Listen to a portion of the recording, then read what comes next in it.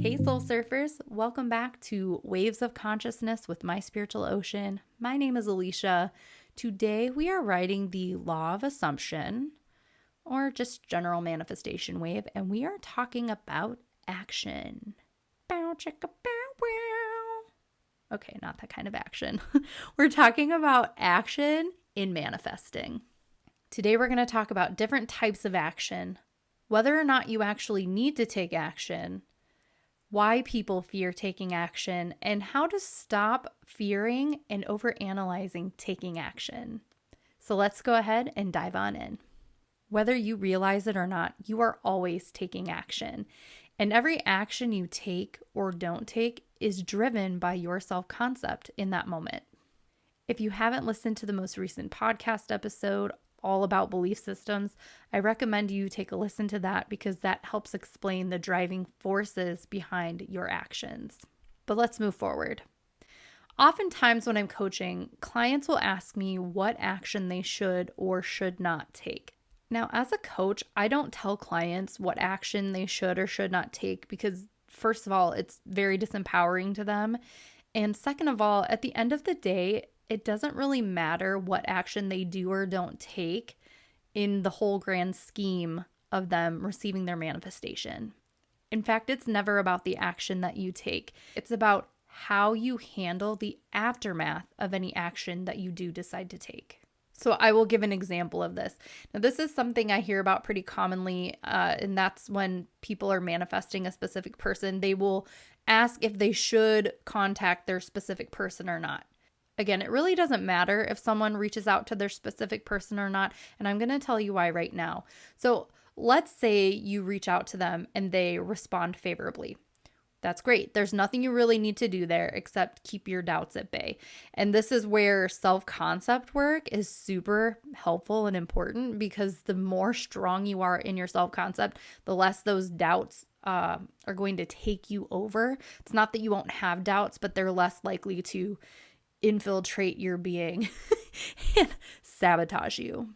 Now, let's say you do reach out to them and they leave you on red or they don't respond at all. How are you going to handle that? Do you shame yourself for even taking action in the first place? Do you start running stories in your mind that they hate you or they're never going to talk to you again? This is where you have the opportunity to observe and shift anything that is going on. So as you can see, it's not about the action you take, it's what's going on after the action and how you are assisting yourself depending on what emotions and stories are coming up, depending on what has happened after taking that action. Now let's talk about 3 different types of action. The first one is inspired action. Inspired action is action that happens naturally. So oftentimes you will not even realize how this action brought your manifestation to you until after that has happened. So you'll look back and see how the actions you took worked into your manifestation coming to fruition in your experience. The next type of action is forced action. Now, forced action typically comes from a state of fear and feeling or the thought process of, if I don't do this, then my manifestation won't happen. I need to do this if I'm going to get what I want. And finally, the third type of action is what I call aligned action. This is when you're making a conscious decision to do something that is in alignment with the self-concept you're choosing to shift into, even if it doesn't feel good at first. So you're not used to taking this action, so it doesn't feel comfortable or familiar yet, but with practice, it does get easier. So an example of this, which I'll go into a little bit more detail later, is people pleasers who are learning to set and maintain boundaries. So now that we've talked about the 3 types of action, the next question comes up. Do you even need to take action? In short, yes. There's always some sort of action that you're going to need to take, but the only action you need to actually take to start shifting your experience is to choose thoughts and behaviors that align with the version of yourself that you are choosing to be. Those thoughts and behaviors match the self-concept of the person that you want to be. Sometimes people are baffled when I say this, that the only action you need to take is choosing new thoughts. So here are some other things that are examples of action that you might not even realize are action. So as I mentioned, choosing new thoughts, also allowing and processing your emotions, and also resting. So at the very base level of it all, starting to bring awareness to old patterns, emotions, etc., and allowing yourself to release them is an action in itself. That's something new. That's what I would call aligned action, because you are making the decision to do something different. And even though it might not feel good at first, it is leading you to where you want to go and helping you to embody the version of yourself that you want to be. Now, if you are someone who has been chronically conditioned to produce, that used to be me, so you're not alone. Resting is an action as well, even though it's what I call an action of inaction.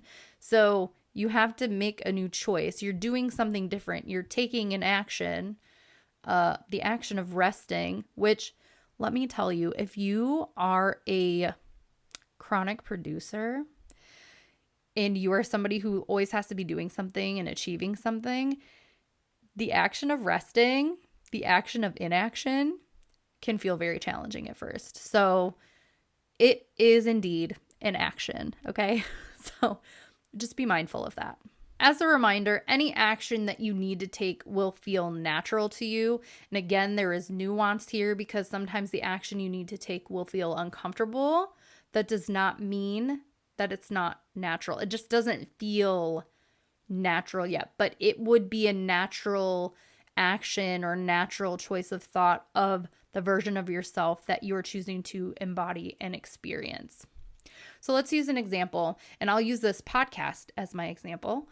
So I knew a couple of years ago that I wanted to do a podcast. And in order to host a podcast, there were actions that I had to take, such as choosing a name, signing up for a podcast service, learning how to edit my podcasts, all of that.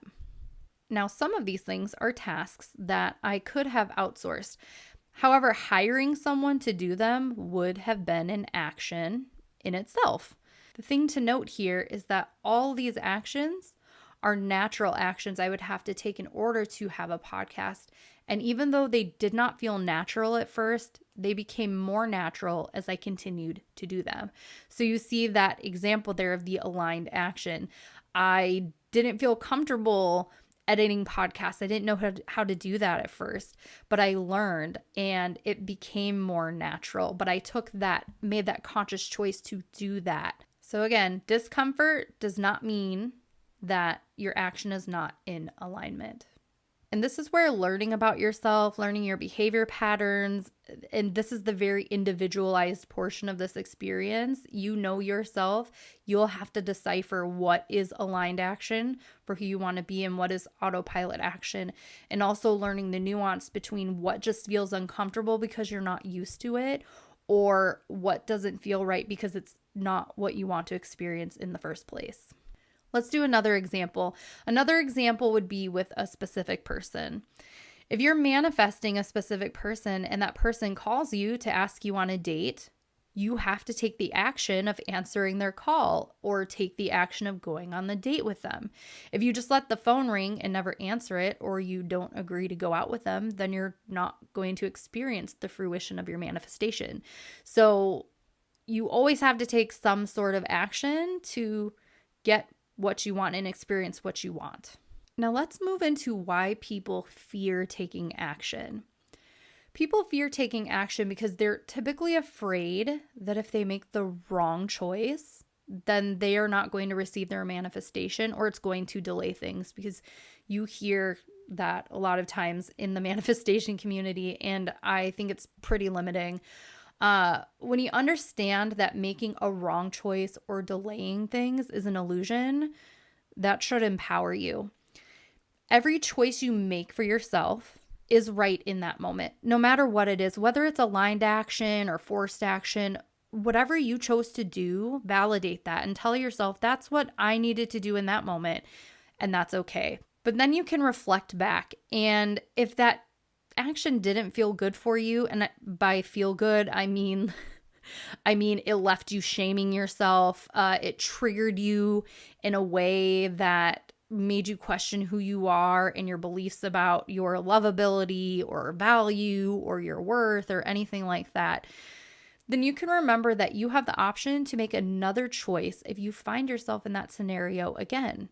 And again, there is nuance here because sometimes the choice you make that actually aligns you with your new self concept doesn't feel good, even though it is a step in the direction of the person you decide you are. It just doesn't feel familiar yet.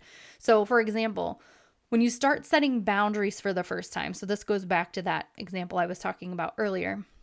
When you start setting boundaries for the first time, it might not feel good. Actually, it's probably not going to feel good, so just to let you know. And it may even bring a variety of emotions to the surface. And the most common emotion I see when people are starting to set boundaries is guilt. So validate that, process that emotion, okay? Now, even though taking the action of setting a boundary doesn't feel good in that moment, boundaries are a very important part of healthy, functional relationships. And so this action would be a great choice, even if it didn't feel good at the time. Okay, so don't confuse discomfort with it being the wrong choice. Just because something's uncomfortable doesn't mean it is wrong for you to be doing if it is in alignment with who you're choosing to be. Another thing I want to say about this too is that you're learning and growing here, okay? So you can't really do anything wrong. This is where giving yourself love and compassion when you make mistakes comes up, and giving yourself room to grow and experience things. And you're always able to learn something from every scenario that you're in. You can learn whether you liked an action you took. You can learn whether that is what you want to do next time or if you want to do something different. It's all about allowing yourself to observe and reflect and, of course, process any emotions that may come up. Because, again, a lot of times as you're shifting self-concepts and you're choosing new actions and you're choosing new behaviors, old emotions may come up that need to be processed. So don't confuse your negative emotions with doing something wrong. And again, these are all skills that you're going to learn as you go along and learn the nuances and learn yourself and understand yourself better. People also fear taking action because of missed opportunities. But when you also understand that there's no such thing as a missed opportunity and that no matter what choice you make, you can always manifest the other option back if you don't like where your initial decision led you, you're golden. So take that information and let it empower you to know that you can never make a wrong choice when it comes to your manifestation. You can only learn more information about yourself and learn how you want to choose to show up in the next time that scenario comes up. Okay, so we've talked about why people fear taking action. So how do you stop fearing and overanalyzing taking action? Here are 5 steps that could be helpful. So the first one is to pause before taking any action, especially if you are in a highly emotional state. The next step would be to validate and bring awareness to your emotions and allow them to pass. Now, when I say validate your emotions, what I mean is to understand and hold space for those emotions. So when you're validating something, it doesn't mean you're condoning it, but you're giving it the space to be and in basically saying, I understand why you feel this way. I understand where this is coming from. I understand how you could view it this way. That doesn't mean you necessarily condone it. So validate and bring awareness to that emotion and hold space for it and just allow them to pass, okay? There's different ways to do this. You can use affirmations if you want. You can tap. If you're into EFT tapping, I have a lot of videos on my YouTube channel for that, for different things. You can just hold your hands to your heart space, but just basically giving that emotion room to pass, or saying it's safe for you to be here and I allow you to move through me, or something of that nature. Just acknowledging that emotion. The third step is when you're in a more neutral or stabilized condition, see if you're still compelled to take the same action. So sometimes allowing an emotion to pass eliminates the desire to even take that action at all. You'll see that the desire to take an action is emotion driven. And so once that emotion passes, you don't even want to take that action anymore. After that, the fourth step is if you are still feeling to take this action, ask yourself if the version of you are choosing to be would act in such a way. And then step 5 is, if you decide to take the action, just know that no matter what happens, it's an opportunity for you to learn and grow from the experience.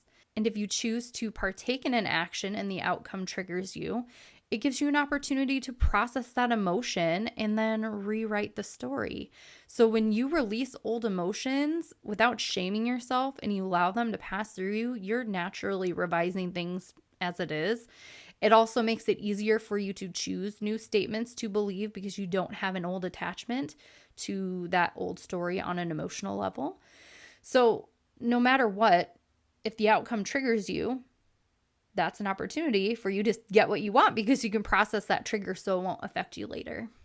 One last little tidbit and tip, and this is something that I use when I'm trying to decide whether or not I should take an action. So I ask myself this question. If I take this action now, is this something I would feel the need to revise or that I would regret after doing it? Now, for me, some people love revision and they can just revise things easily. For me, it's easier for me to just not do something sometimes than to do it and try to convince myself I didn't do it. So that's a question I like to ask myself when I have the capacity to reflect before taking an action. And usually if it's something I would regret or would feel like I would want to revise, then I usually won't do it. But again, no matter what, I don't do that perfectly either. So if I do take the action, I still know no matter what, it's not going to affect me getting whatever manifestation it is that I am calling into my experience at that time. If you're feeling stuck in a loop or can't seem to bring yourself to move through this and you're being driven by emotion or feeling challenged to decide whether to take action or not take action, or even shaming yourself after taking actions, there may be some unconscious beliefs or trapped emotions driving this. The emotion code and body code are 2 services that I offer that may be helpful in identifying and releasing these emotions or beliefs so that you can move forward more easily and naturally. So remember, as I've said throughout the duration of this podcast episode, at the end of the day, you are always taking action, and it's not the action you take that matters. It's how you process whatever comes of that action afterwards that matters the most. That's all the time we have for today. Thanks for joining me. I will catch you on the next wave.